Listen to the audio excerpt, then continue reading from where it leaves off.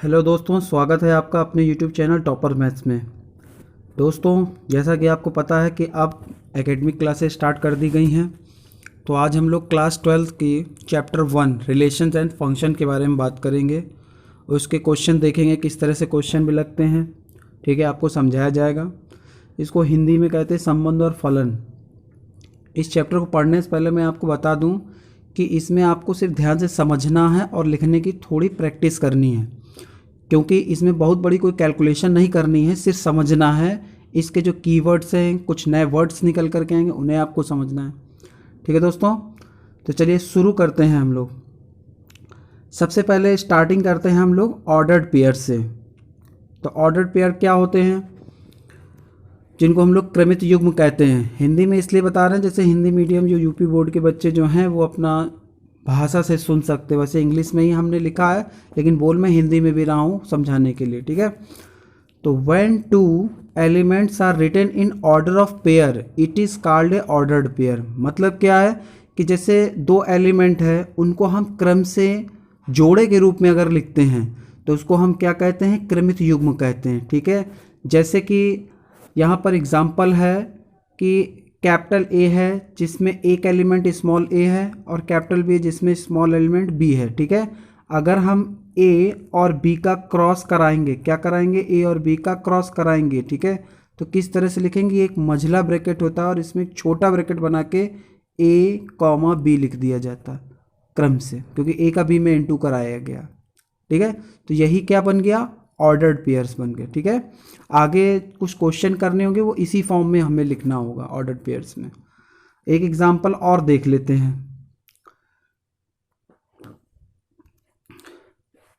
कि ए cross B को जैसे हमें लिखना है, तो जो ए का एलिमेंट है वो पहले रहेगा फर्स्ट पॉइंट में, और जो बी का एलिमेंट है वो सेकंड पे रहेगा, और इसी को हम ऑर्डर्ड पेयर फॉर्म बोलते हैं। Small A belong capital A, small B belong capital B. ठीक है, ये एलिमेंट्स होते हैं और ये सेट होते हैं पूरे।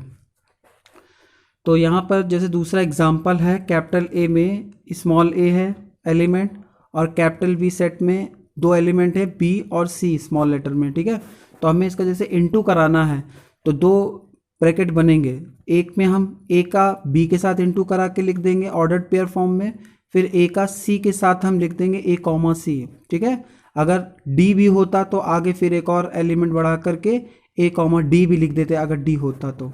ठीक है, तो इस तरह से इसको ऑर्डर पेयर फॉर्म में लिखा जाता है, और ऐसी कोई दिक्कत वाली बात इसमें नहीं है। ठीक है, अब हम लोग बात कर लेते हैं रिलेशंस की।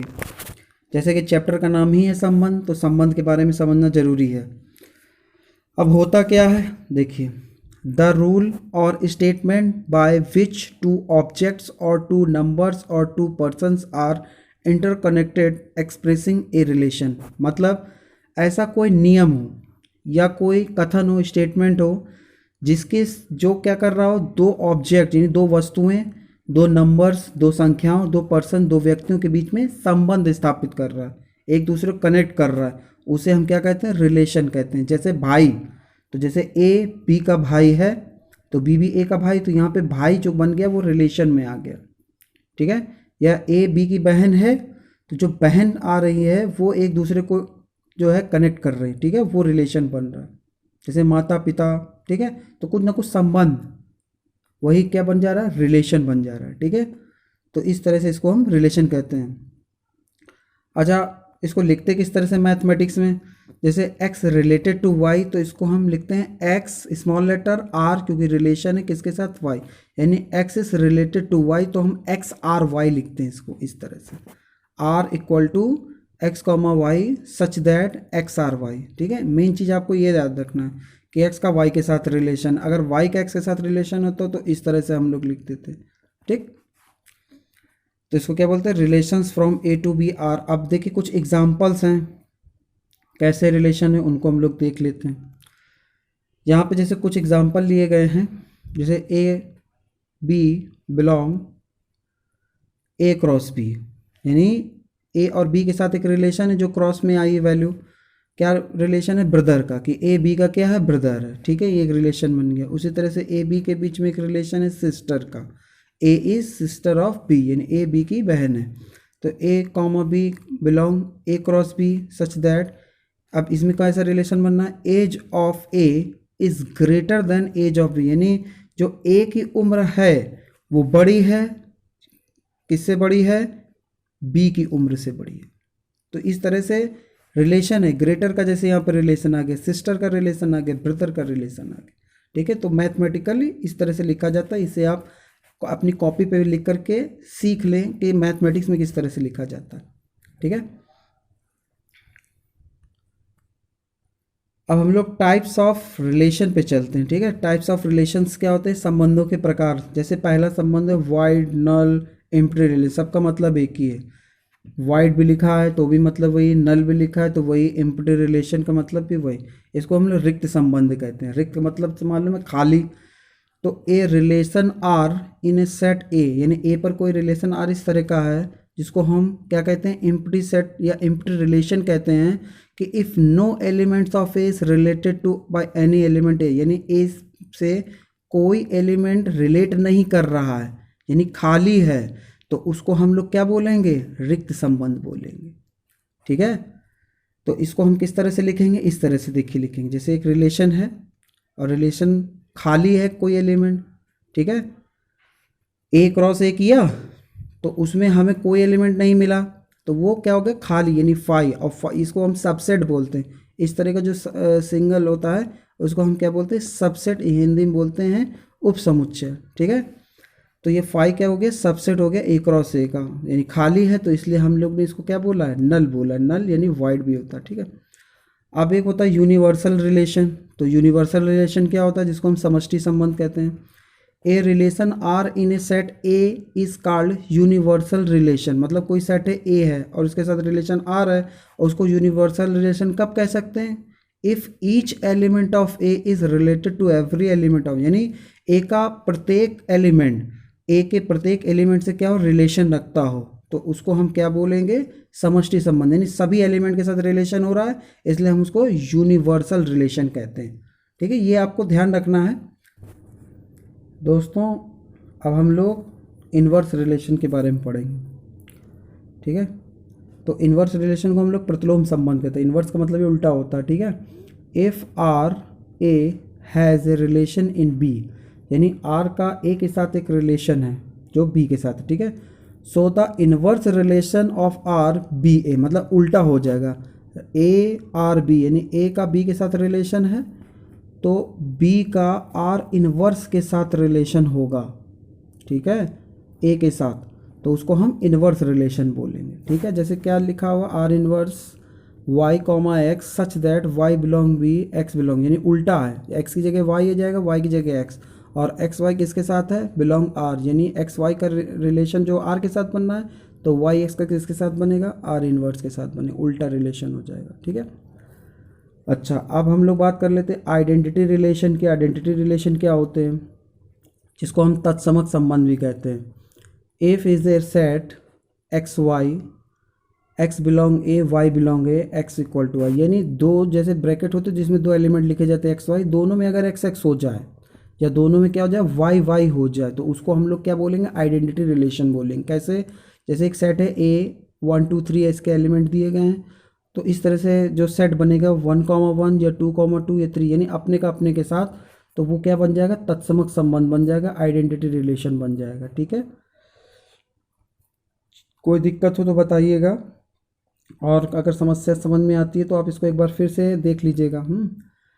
अगला आता है रिफ्लेक्सिव रिलेशन, तो स्वतुल्य संबंध इसको बोलते हैं। अब ये थोड़ा ध्यान देने वाली बात है कि R will be an reflexive relation when each element of A is related to itself by R, मतलब जो ए सेट है उसके जो एवरी एलिमेंट है, ठीक है, वो अपने साथ ही रिलेशन में है, तो उसको हम लोग क्या बोलेंगे, रिफ्लेक्सिव रिलेशन। जैसे यहाँ पर हमने लाइन खींच दी है, ये एक दूसरे के क्या है, पैरेलल है, तो ये अपने आप में भी पैरेलल है, यानी अपने आप से ही रिलेशन बना रहे हैं, तो उसको हम क्या बोलेंगे, रिफ्लेक्सिव रिलेशन, बोलेंगे स्वतुल्य, जो अपने आप से बना ले।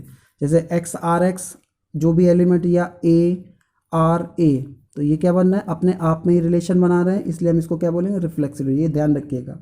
ठीक है, इसको एग्जाम्पल से समझ लेते हैं। जैसे यहाँ पर एक सेट दिया है, capital A B C element हैं, तो ए के साथ रिलेशन, बी का बी के साथ रिलेशन, सी का सी का, ये तीन जो आपको पॉइंट दिखाए जा रहे हैं ये किसके हैं, रिफ्लेक्सिव, जिसको हम सतुल्य भी बोलते हैं। ठीक है। अच्छा, अब इसमें आप लोग अगली बात कर लेते हैं सिमेट्रिक रिलेशन की। सिमेट्रिक रिलेशन क्या होता है, जिसको हम सममित संबंध कहते हैं। सममित का मतलब जैसे एक लाइन है और ये परपेंडिकुलर है, ठीक है, यानी इसको हमने ए बोला है, इसको बी बोला है, तो ए परपेंडिकुलर बी, तो बी परपेंडिकुलर बी है, यानी ए का बी के साथ जो रिलेशन हो रहा है वही बी का ए के साथ भी होना चाहिए, तो उसको हम क्या बोलेंगे, सममित रिलेशन। समझते हैं, the relation R is symmetric if x is related to y, यानी एक्स का वाई के साथ जो रिलेशन है by relation R, then y is related to x, यानी एक्स का जो रिलेशन वाई के साथ है तो वही क्या होना चाहिए, वाई का एक्स के साथ होना चाहिए। जैसे एक्स आर वाई तो वाई आर एक्स, तो उसे हम क्या बोलते हैं, सिमेट्रिक रिलेशन कहते हैं। जैसे भाई का है ए, जैसे रिलेशन है भाई का बी के साथ, तो बी का भी क्या होगा, आर ए, यानी बी ए का भी भाई होगा, दोनों भाई होंगे, ठीक है, तो इसको क्या बोलेंगे, सिमेट्रिक रिलेशन बोलेंगे।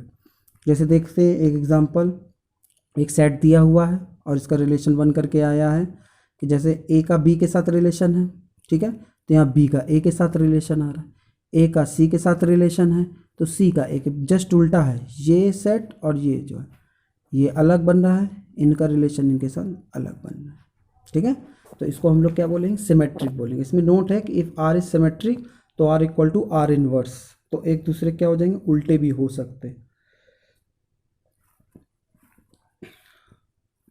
अगला पॉइंट हम लोग देख रहे हैं वेरी इंपॉर्टेंट, जिसको हम लोग बोल रहे हैं ट्रांजिटिव रिलेशन। ट्रांजिटिव रिलेशन क्या होता है, संक्रमक संबंध। The relation R is the transitive relation if x is related to y and y is related to z, then x will be related to z, यानी अगर एक्स का y के साथ रिलेशन है, वाई का जेड के साथ relation, तो एक्स का सीधा संबंध किसके साथ हो जाएगा, जेड के साथ हो जाएगा। फिर से समझिए, जैसे एक्स का वाई के साथ रिलेशन, यानी एक्स वाई का भाई है, ठीक है, वाई जेड का भाई है, तो एक्स जेड का भाई होगा कि नहीं होगा, तो होगा, एक्स जेड का भाई होगा। तो इस तरह के रिलेशन क्या होते हैं, ट्रांजिटिव रिलेशन होते हैं, ठीक है। अच्छा, चलिए इसमें एक एग्जांपल से देख लेते हैं। जैसे यहाँ पे एक रिलेशन निकल करके क्या आ रहा है कि ए का डी के साथ रिलेशन है, ठीक है, डी का सी के साथ रिलेशन है, और यहाँ पे डायरेक्ट क्या बन गया, ए का सी के साथ, यानी ए का सी के साथ रिलेशन, तो ये क्या बन गया, ट्रांजिटिव रिलेशन, संक्रमक। यहाँ पर थोड़ा सा एक बार फिर से देख लेते हैं। A relation R in a set A is called reflexive, reflexive ने स्वतुल्य बताया। इसमें ए बिलोंग है, यानी A comma A belong R for every small A belong capital A, मतलब अपने का अपने आप से ही, दोनों एलिमेंट सेम है तो अपने का अपने से ही रिलेशन में है, इसलिए इसको क्या बोल रहे हैं, रिफ्लेक्सिव रिलेशन बोलना, ठीक है। सिमेट्रिक में क्या होता है कि जैसे A1 का A2 के साथ रिलेशन है, ठीक है, इम्प्लाइज दैट A2 A1, तो A1 का A2 के साथ रिलेशन है तो A2 का A1 के साथ रिलेशन, तो इसको क्या बोलेंगे, सिमेट्रिक रिलेशन बोलेंगे। ट्रांजिटिव में A1 का A2 के साथ रिलेशन, A2 का A3 के साथ, तो A1 का A3 के साथ रिलेशन होगा, ठीक है, तो इसे हम ट्रांजिटिव बोलेंगे, ठीक है। अब एक इम्पॉर्टेंट रिलेशन आपको ध्यान रखना है, जिसको हम लोग बोलेंगे इक्विवेलेंस रिलेशन, जिसको हम लोग हिंदी में बोलते हैं तुल्यता संबंध। यूपी बोर्ड के बच्चे सुन लें, तुल्यता संबंध क्या होता है, a relation R in a set A is called to be an equivalence relation if R is reflexive, symmetric and transitive, ठीक है, यानी रिफ्लेक्सिव भी होना चाहिए, सिमेट्रिक भी होना चाहिए, ट्रांजिटिव होना चाहिए, तीनों अगर रिलेशन बन रहे हैं तो उसको हम लोग कह देंगे कि ये रिलेशन कौन सा है, इक्विवेलेंस रिलेशन। ये तीनों रिलेशन हमें प्रूफ कराने, जो भी ऊपर हम लोग ने पढ़े, रिफ्लेक्सिव, सिमेट्रिक, ट्रांजिटिव अगर हो रहा है कोई रिलेशन तो वो इक्विवेलेंस रिलेशन होगा, यानी तुल्यता संबंध होगा। हिंदी में सुन लीजिए, अगर कोई संबंध तुल्यता इसमें स्वतुल्य है और सम्मित है और संक्रमक है तो वह जो संबंध बनेगा वो कैसा बनेगा, तुल्यता संबंध बन जाएगा, ठीक है। चलिए अब हम इसमें कुछ एग्जाम्पल्स दे रहे हैं इंपॉर्टेंट, उसकी हेल्प से आपको बताया जा रहा है।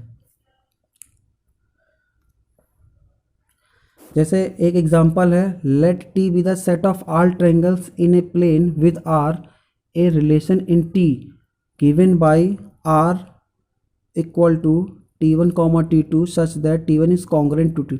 कॉन्ग्रुएंट का मतलब क्या होता है, सर्वांग सम। जैसे देखिए ये त्रिभुज है, ठीक है, ट्राइंगल, ये भी ट्राइंगल है, तो कॉन्ग्रुएंट कैसे होंगे, जब इनकी तीनों साइड्स जो होंगी तीनों साइड्स इक्वल, तीनों एंगल जो है तीनों एंगल यानी बराबर होंगे बिल्कुल एक जैसे, ठीक है, तो इनको कॉन्ग्रुएंट बोलते हैं। इक्विवेलेंस रिलेशन इनको प्रूफ कराना है।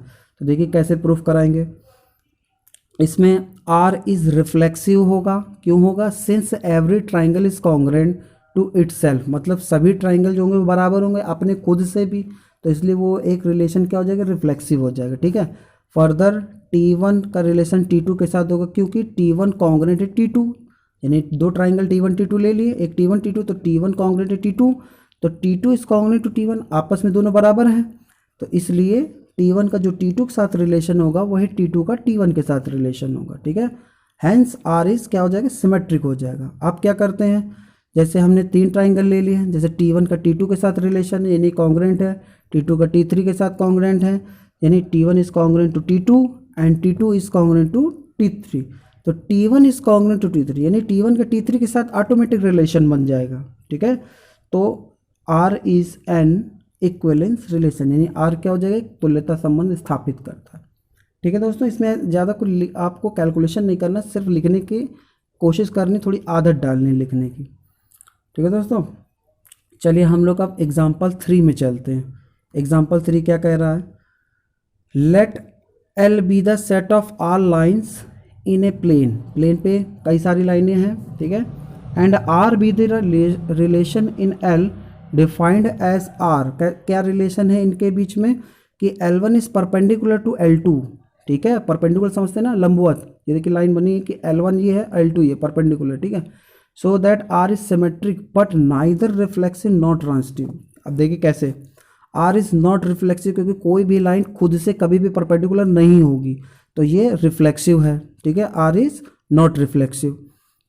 तो S can not be perpendicular to itself, तो यहाँ पर L1 का L1 के साथ कोई रिलेशन नहीं बनना, नॉट बिलोंग R, ठीक है। R इज सिमेट्रिक, सिमेट्रिक क्यों होगा, क्योंकि जैसे ये लाइन है L1 वो L2 क्या परपेंडिकुलर, तो L2 भी तो L1 के परपेंडिकुलर है, यानी L1 is perpendicular to L2, तो L2 is perpendicular to L1, तो जिससे L1 का L2 के साथ जो रिलेशन बनना है वो L2 का L1 के साथ रिलेशन बनना, ठीक है। अब R is not transitive, transitive क्यों नहीं, क्योंकि जैसे L1 perpendicular L2, L2 perpendicular L3, लेकिन L1 और L3 परपेंडिकुलर नहीं हो रहे हैं, वो पैरेलल हो रहे हैं, ठीक है, तो इसलिए ये जो है ट्रांसिटिव नहीं होगा, ठीक है। यहाँ पे देखिए पढ़ दे रहा हूँ कि L1 is perpendicular to L2 and L2 is perpendicular to L3, then L1 can never be perpendicular to L3, ये पैरेलल हो जाएगा, L1 is parallel to L3, तो जो L1 और L3 का रिलेशन होना चाहिए वो बन नहीं पा रहा है जैसा स्टेटमेंट बोला गया। तो यहाँ पर सिर्फ आपको क्या दिखाना था, सिमेट्रिक दिखाना था, ना कि आपको रिफ्लेक्सिव दिखाना था और ना ही ट्रांसिटिव दिखाना था।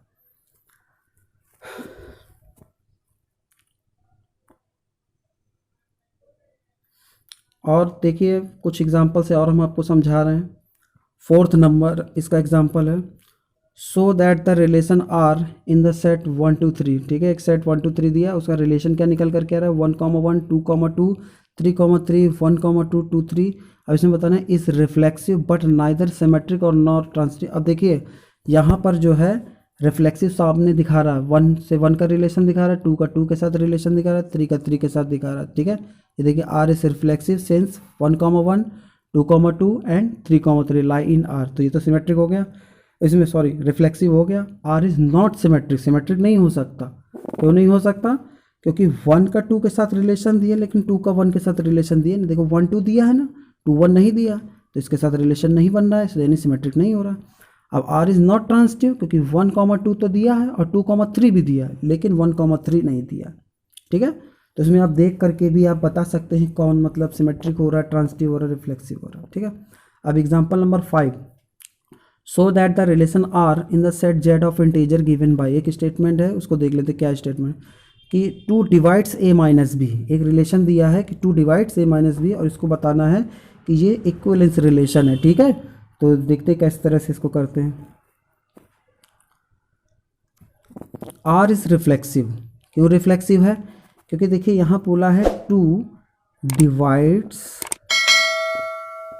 a माइनस बी, तो b की जगह हम a रख देंगे तो ये 0 हो जाएगा, तो 0 2 को डिवाइड कर देगा, यानी यहाँ पर क्या हो रहा है, पहला जो रिलेशन बनना चाहिए रिफ्लेक्सिव वो कंप्लीट हो जाएगा, आर इज रिफ्लेक्सिव बोल रहा है, ठीक है। S to divides A minus A for all A belongs Z.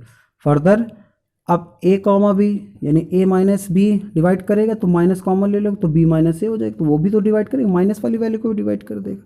तो यहाँ पे 2 divides A minus B, therefore 2 divides B minus A, मतलब अगर ए माइनस बी को डिवाइड करेगा तो बी माइनस ए को भी डिवाइड करेगा, ठीक है। तो बी का ए के साथ भी रिलेशन बन जाएगा। तो इस तरह से which shows that R is symmetric, ठीक है, सिमेट्रिक हो जाएगा, सममित हो जाएगा, ठीक है। सिमिलरली ए कॉमा बी रिलेशन में है, बी का सी के साथ रिलेशन में, यानी ए माइनस बी और बी माइनस सी जो है डिविजिबल है। तो अगर इसको हम जोड़ देंगे यानी ए माइनस बी और बी माइनस सी को जोड़ देंगे तो बी से भी कैंसिल हो जाएगा, तो ए माइनस सी आ जाएगा, ठीक है। तो ए माइनस सी भी क्या हो जाएगा, डिविजिबल बाई 2। तो इस तरह से आर भी क्या हो जाएगा, ट्रांसिटिव हो जाएगा। Thus R is an equivalence relation in Z. तो इस तरह से जब तीनों रिलेशन आ जाएंगे तो ये क्या बन जाएगा, इक्विवेलेंस बन जाएगा, ठीक है। अब देखिए आपके सामने एक्सरसाइज आ गई है, तो ये एक्सरसाइज देखिए हम इसमें आपको क्वेश्चन दे दे रहे हैं, आप नोट कर लेंगे पॉज करके, धीरे धीरे इसको बढ़ाते चले जा रहे हैं, ये देख लीजिए इसको। और ये क्वेश्चन आपको करना है जो हमने अभी आपको बताया, transitive, reflexive, not symmetric, not transitive, ठीक है। तो इस तरह से आपको बता रहे हिंदी मीडियम के बच्चे भी इसको हल कर लेंगे अगर थोड़ा सा आप कोशिश कर लेंगे तो, ठीक है। तो इसको पॉज कर करके क्वेश्चन आप नोट कर लेंगे, या एनसीईआरटी बुक हो तो उससे आप कर सकते हैं, ठीक है। तो इस तरह से यहाँ पर आपको कितने क्वेश्चन दिए गए हैं, 11 हो गया, 12 हो गया, 13 हो गया, 14 हो गया, ठीक है। तो इसमें आपको 15 क्वेश्चन आ गया, रोक रोक करके आप देख सकते हैं 16 आ गया। तो इस तरह से 16 क्वेश्चन आपको दिए गए हैं, जितने आप इसको आप सॉल्व कर सकें उतना आप कर लें, जो नहीं करेंगे तो वो अगली वीडियो में आपको बताया जाएगा, ठीक है। और अगर आपको हमारा वीडियो पसंद आता है तो इसको लाइक करें, सब्सक्राइब करें, ठीक, धन्यवाद।